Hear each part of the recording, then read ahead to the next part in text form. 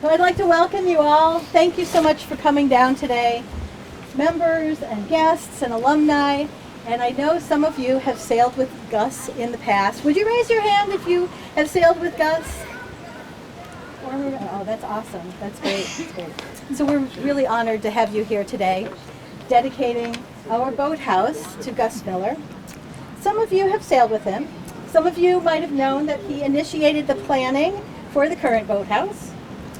And legend has it, we're going to maybe hear more about these things later. Legend has it that the first plans were drawn on the back of an envelope. That's true. Right. And one of the culprits is right over there. Oh, and you probably have heard that Gus is a legendary fin sailor, which he demonstrated yesterday.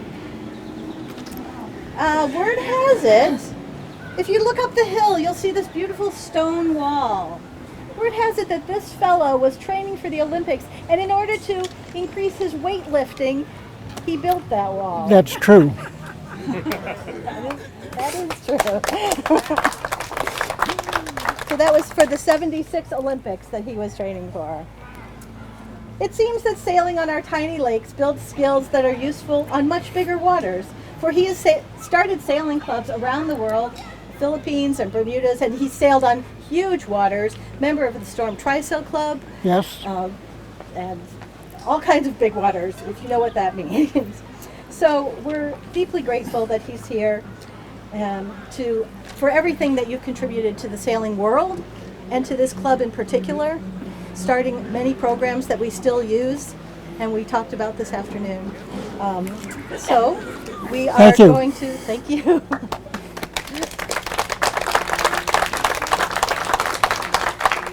Ron, would you like to do the official unveiling now? Well, if you'd like to. It's your dread. You want to unveil it and then I'll speak. Okay. Are we ready? Drum roll.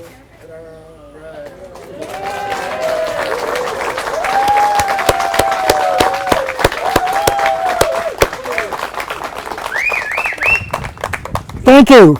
It's indeed an unexpected pleasure and honor. There are many very well-established, famous sailors that have come from this club. One is Skip Etchells, who designed the Etchells. Bruce Nelson of Nelson Merrick Design. Timmy Schneider-Lahr, after whom the Lahr Trophy at U.S. Sailing is named. The designer of the Melges 15. Chris Chattain, the Flying Dutchman sailor. So there are a lot of illustrious sailors that have gotten their time here on this lake. My own journey here, a long one, I was asked to speak for 10 minutes, but no more than 15. So if it drags on, bring the crook and bring me off. A number of people here I should recognize. My freshman quarter resident advisor, Phil Carroll, is here. John Forsyth, his wife Jackie. Without John raising the money, this building would not be. Jim and Angie, George are here. An old friend from graduate school, 1964, Cynthia Stewart is here. George Griswold, we are both chemists, and he was the keystone and the backbone of the Midwest Intercollegiate Sailing Association, ran our regatta tomorrow. It's also good to see Ron Sell and a lot of old friends here. I think of the journey here, and it's a journey that involved an awful lot of other people, so it's really their story too. I came from a sailing family. When I was about 2 or 3, my father had a little punt with a tiller. Instead of a tiller, it had a yoke on a rudder and 2 ropes to steer. He'd pull me along the beach so I could learn how to steer. After I learned how to swim well enough, I was allowed to go out alone. And I remember that distinctly because I got down the beach a ways, about a couple of 100 yards, and I didn't know how to come upwind. I had to beach the boat and walk back, and in great embarrassment ask an adult to come show me how to go upwind. That was just before World War II started. My father was a supervisor of shipbuilding in the Navy. My mother was the person that ran the Rubber Reclaimers Association, so they didn't have much time. And I spent summers with my grandmother, who sent me to a day camp that had a little punt. So I spent a lot of time alone, and I was allowed to go anywhere in the river, but not through the Narrows, not outside. When I was 11, 1946, I went in my first ocean race on a 48-foot cutter. About then, I also took a boat from Norfolk up along the coast back up to Padenham. So I began to get introduced to big boats then. For high school, I was sent to Tabor Academy, which is a sailing school. And besides a fleet of small boats, they had a 68-foot yawl and a Swedish skipper, Captain Carlson. And he told a story of being a young man on a square rigger in a gale in the North Sea. And the topping lift on the yard broke and the yard flipped. And he was not all the way out, but the furthest guy out got thrown the furthest away from the ship. He went into the ship besides the water. Another guy hit the rail and was killed, and somebody landed on the deck. As the ship went by him in the storm, he felt something brushed him and realized it was the log line. So he grabbed it and realized that it wasn't strong enough that he could hang on to it. So when the ship would surge, he'd pay it out, and when the ship came back, he'd pull himself in till they got close enough that they could throw him a line and pull him on board. But he was a great lesson for coolness at sea, and lots of lessons from that guy. So in the summers, I worked in a boatyard, and that'll be significant when I first came out here. Sailing all kinds of boats, some big boats, some ocean racing, lots of small boats, usually crewing for people. From high school, I went to Paris Island, and I'll tell you the curriculum at Paris Island is very different from the fancy prep school I went to. That will be significant a little bit later on. While I came back from Korea in the West Coast, I sailed on a PCC, which is a 46-foot cutter. From that, I came to the University of Michigan. Should mention that while at Camp Pendleton, they had a wrestling team, and I thought I wanted to make it, but I knew I wasn't that good. So I'd get up every morning at 4 o'clock before anybody else, and I'd run 8 or 10 miles in the mountains, come back, change into a clean uniform, and fall out for rifle calisthenics. I made that team, but I wasn't the best guy, and I wrestled between 160 and 191 pounds. There was a heavyweight, Dale Lewis, who weighed about 100 pounds more than me, and I was often assigned the task to practice with him. But that was invaluable, and it's invaluable today to have had that kind of training. It was at the Olympic trials, the final trials, that I met Cliff Keene, who was the coach here. And I wound up spending 8 years here in his wrestling room. About 1958, my landlady said, "You need something like the sailing club." So she agreed to pay the dues if I'd come out here. So he came out here. I asked, "Is there a boat I could sail?" They said, "Yes, if you can splice wire rope." Ha ha ha. Well, as a matter of fact, I could. So I spliced up the rigging for 3 rigs, and they let me take a boat out. When we got out there, a white squall came through and knocked down every boat except me. And you ask why? Well, in growing up, swamping or capsizing just was not done, and I'd never ever swamped or capsized a boat. One time I was out sailing, I came home, my grandmother was waiting at the door, and she said, "Mrs. Kinder just called, and you are sailing dangerously." So another time I came home, there had been a bad squall, and my father was at the door, and he said, "Don't bother coming in the house. Get down to St. Michael's Church, get on your knees, and thank God you're still alive." So there was a culture that I grew up with. I remember about 11 years old, racing or sailing in a thistle on Oyster Bay. It was blowing 35 knots or more. And my father and his friend put roller reefing in with a deep reef and a small jib, and we went flying around in all this wind, but the boat was so stable, it was like being in a keelboat.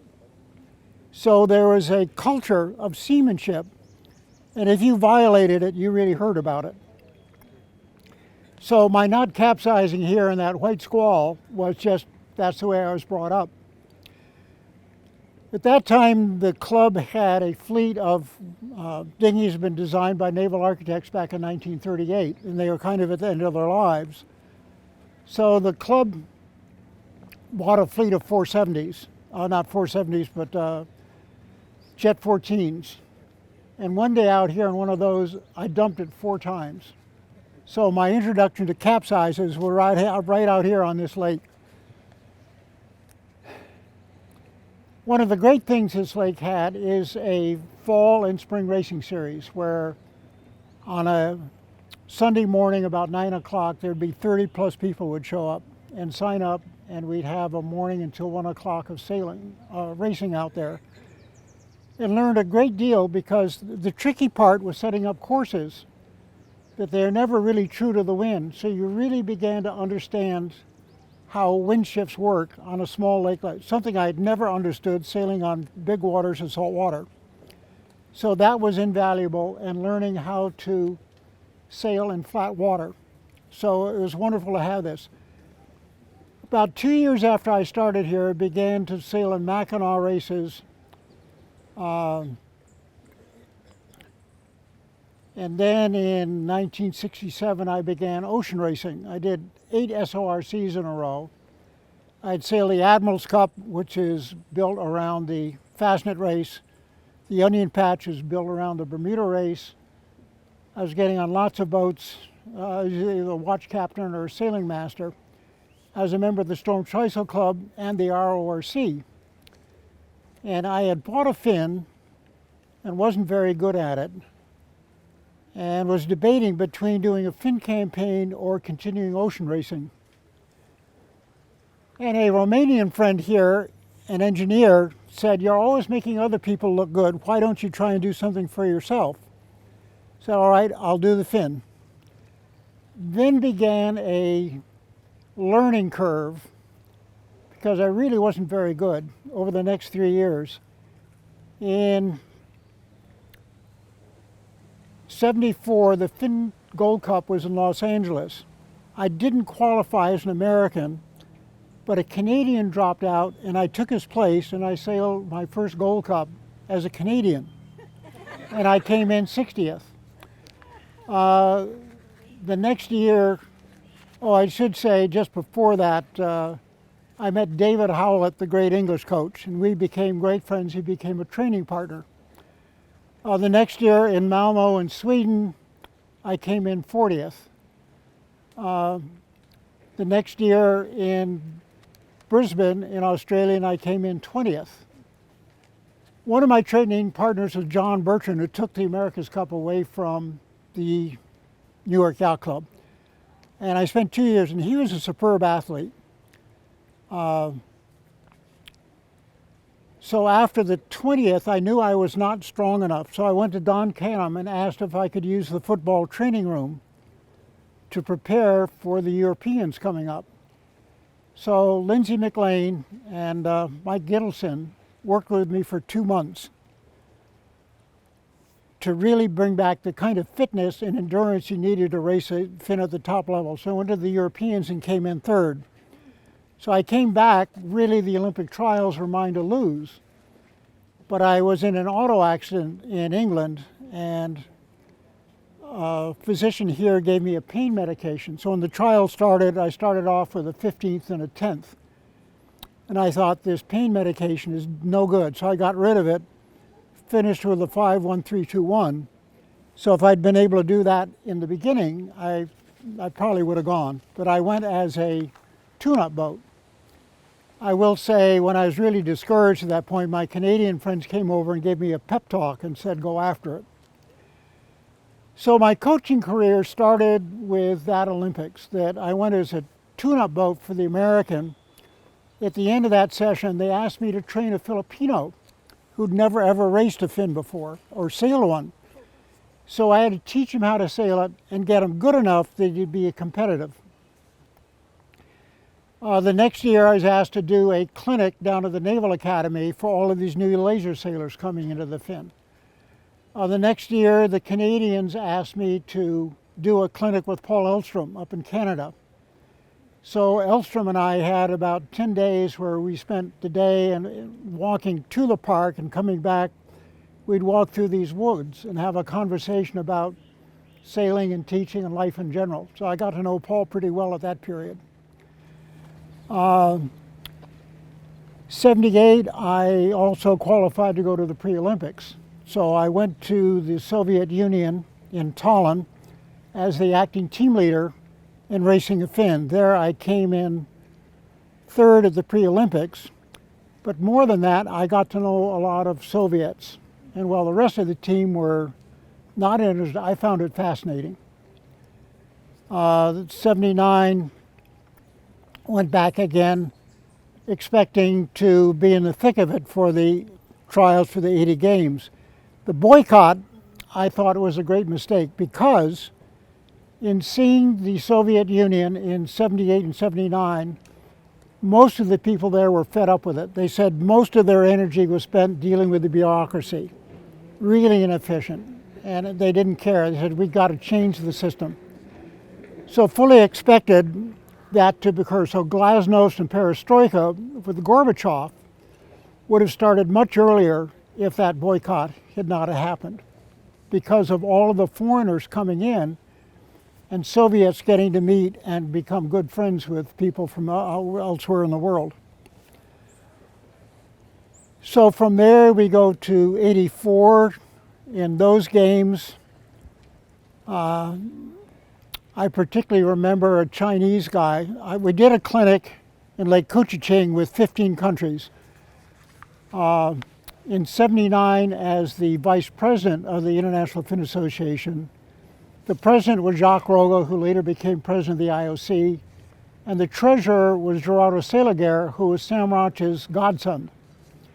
So we thought in 84 we would do a clinic in Lake Couchiching with 15 nations, and Olympic Solidarity and Sam Roch paid for that and followed them out to Los Angeles. But I particularly remember one Chinese kid. I saw the wind around to the left. I knew it was going to go further left, so I said, go left. He was first at the first mark, finished fourth. And the next day, the entire officialdom of the Chinese team came down to see what this kid was up to. That was impressive. Leading to 88, that was significant because in 88 we did 5 clinics, one in Brisbane, one in Barcelona, one in Miami, one in Tallinn, and then one in Busan. Now, this is an interesting tale because in the Soviet clinic in Tallinn, it was Spartacade, and all the Soviet republics were there, all the socialist countries, including Cuba and North Korea. And the North Koreans sent a fin sailor with 2 managers. The first time I saw them, I thought the last time I saw a North Korean was through the peep sight of an M1 rifle. I thought this will never do. So I really worked to cultivate this North Korean kid. In the end, I got them to agree to come to the clinic I was going to do in Busan before the Olympics. So I wrote a letter that went around the world to maybe, let's say at this point, the Finns had about 40 nations when we started this program. In the end, it had 60. So I sent a letter around the world saying I was going to do this clinic, including a North Korean. Well, the South Korean government read this thing and said, who is this gringo having a North Korean come to South Korea we don't know about? So they complained to the State Department. The State Department called U.S. Sailing, but fortunately John Bonds, who was a retired Navy captain, was there, and he ran interference, so they didn't take my passport away. But a couple of days before I was supposed to leave, I got a telex from the South Koreans saying, don't come, we can't do it. And I thought, did I get this telex or not? So I crumpled it up, threw it in the waste bag, and said, I'm going. Well, I arrived in Seoul, and I wasn't quite sure how to get to Busan, but I found a plane and got down there. It was before the security had really gotten going. And I thought, I've got to make this work. So the first guy I met at the Olympic Center turned out to be a South Korean SEAL. He was a Navy commander, and I told him that I had been a Marine in Korea. Well, at the Busan perimeter, the North Koreans came up against the 5th Marine Regiment that I was a part of. And these guys had had 4 years of combat against the Japanese and really knew what they were doing. So the Marine Corps had a great reputation in South Korea. So this commander fixed everything for me. Credentials at a Korean Marine Corps assault boat with 2 Korean Marines to drive it as a coach boat with a translator. So the clinic with about 50 nations turned out really well. But I have to think I benefited from the previous experience of the Marine Corps in Korea and that. 1992, that period of clinics had brought 5 new nations into world sailing, 1 new nation into the IOC. So I got an award from World Sailing for having done that. 96, the Olympics were in Savannah. There I saw a case of where over-engineering and leaders' egos really get in the way. The quality of the U.S. team was superb, but they did really poorly because the team leader really over-engineered. He tried to measure every wind shift, every current, but the weather system that came through was switched to the right by 30 degrees because a Bermuda high had shifted across Florida, and the U.S. team didn't know what to do about it. None of the others had that problem.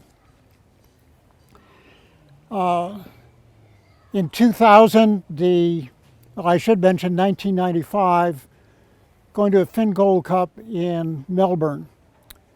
And at a drive up the coast, I noticed there are all these clubs on Port Phillip Bay.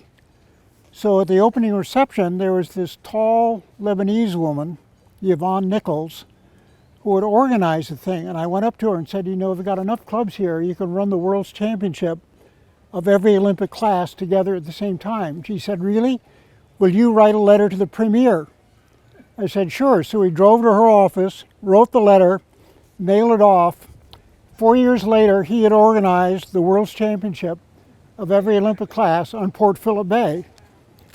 Paul Henderson, who was the president of World Sailing at that time, thought great idea, and it's continued to this day. And the year before the Olympics, all the Olympic classes have a World's Championship. But that just came about by an odd observation. Sydney was interesting, and there the psychology, I always thought racing is 99% between the earlobes. The best American sailor did not get to race in the 84 games. A lawsuit kept him out of it. He won the trials for 2000. He got to the first race. He was first at the first mark and led around most of the course until the Starfleet came up, blocked his win, and some people got past him. He was in the running to medal until the last race, where he really had to come out of the starting line and cross a current to get swept. And for some reason, he didn't. He tacked off and sailed for Snake Island, and Snake Island bit him because instead of getting a medal, he just missed it. And I thought, the psychology of that, where he'd been denied, he was the best guy, got denied, came back, led the way in the first race, he'd accomplished, he'd gotten to it, and when the chance came to nail a medal, he didn't do it. And I've seen that happen over and over again.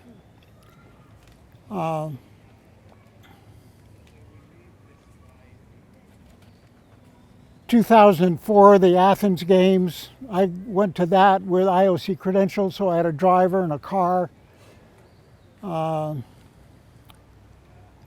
That was another case of where the U.S. team was over-engineered. and really did not do well at all. 2008, the games were in Beijing. I thought by that time what I set out to accomplish was to expand the fin class had been done. Luca Devoti, who was a surrogate son and one of my proteges, had started a digging academy.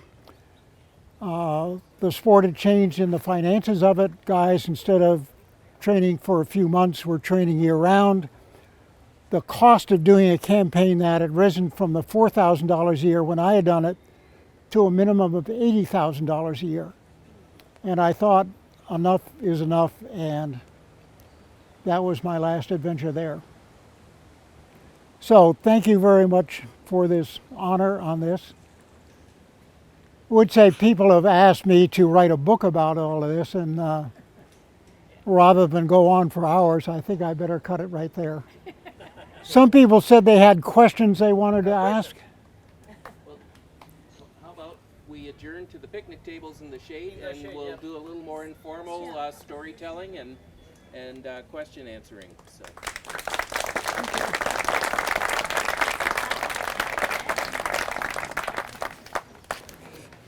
Thank you all for coming.